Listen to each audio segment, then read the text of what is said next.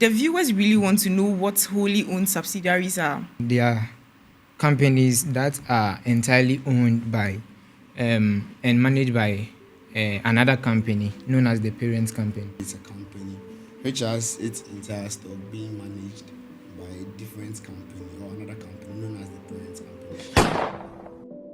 Hello, and welcome to the third episode of Business Podcast. I'm your host, Josephine Nkansa, and I'm here with two exciting guests. Subsidiary. So, moving on, we'd like to hear the definition. The viewers really want to know what wholly owned subsidiaries are. Let me start with you, Emmanuel.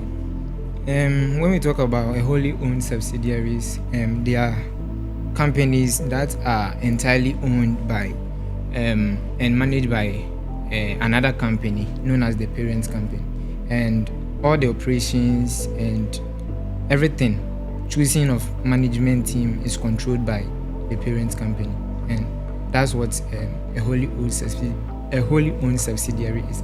Interesting. So, Summer, would you like to add or counter his point on the definition of wholly owned subsidiary? Alright, so just as my brother said, a wholly owned subsidiary is a company which has its entire stock being managed by a different company or another company known as the parent company. Okay, so making it easier for the viewers, I think they are trying to say that taking it in the perspective of a parent and child relationship, that is where the parent has 100% control over the child. Let's move on to real life examples of wholly owned subsidiaries. Okay, so real life example of a wholly owned subsidiary is PepsiCo, and it's an American company, and they have wholly owned subsidiaries like Aquafina, which is into mineral water, and we also have Lay's, a snack company. They have Gatorade, which is also into energy drink. So these are some kind of wholly owned subsidiaries of PepsiCo, and it is an example that anyone can know of.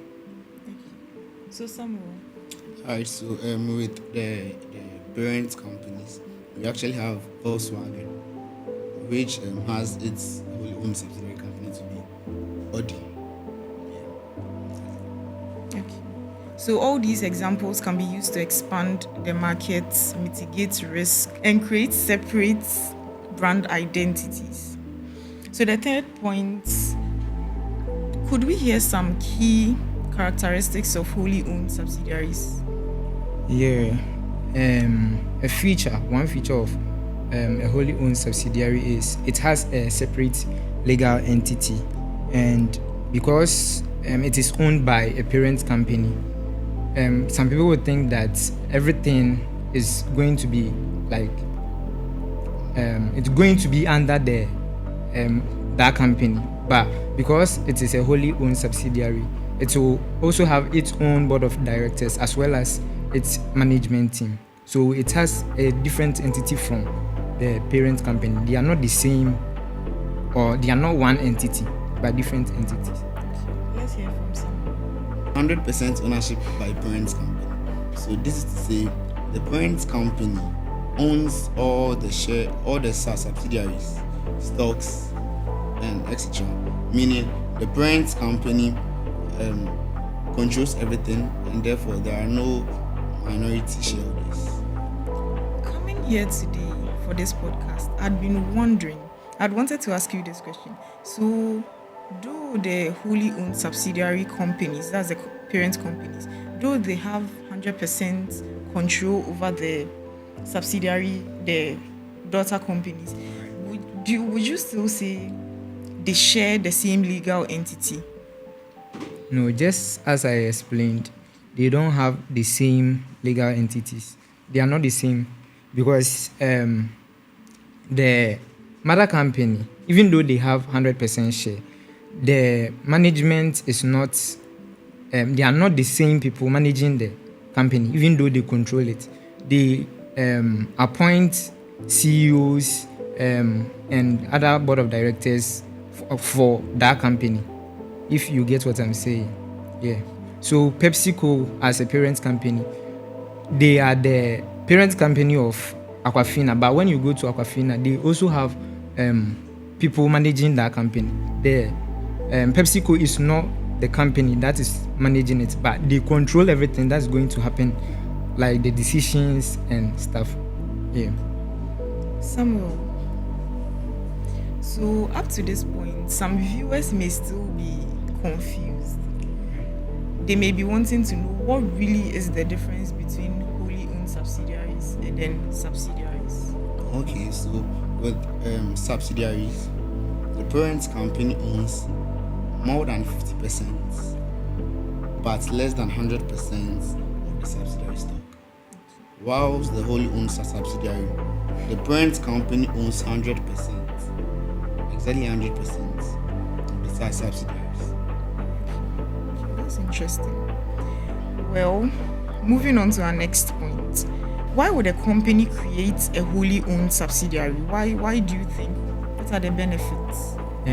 I think for diversification, because companies would want to go into other industries.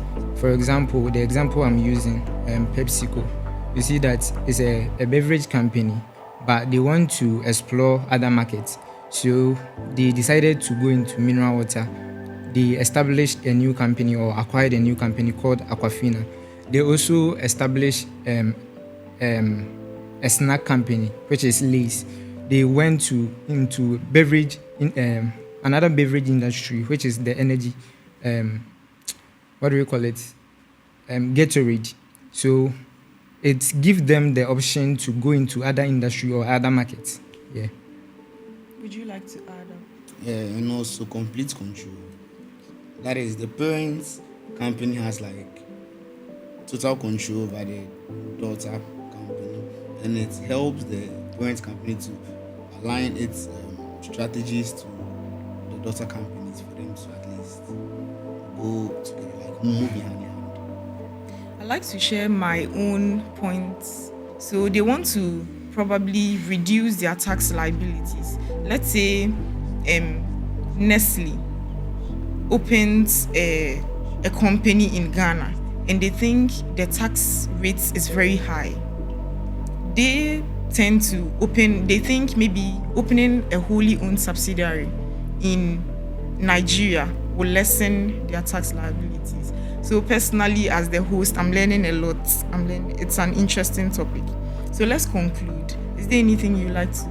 Yeah, I think businesses should engage themselves or they should own other subsidiaries so that they will be able to get the opportunity to go into other markets and also reduce risk in businesses. Yeah, that's what I think. So it's a wrap on today's podcast. It was informative, insightful, and I know you'll be yearning for more. So you can join us next time on our next episode. Thank you for watching.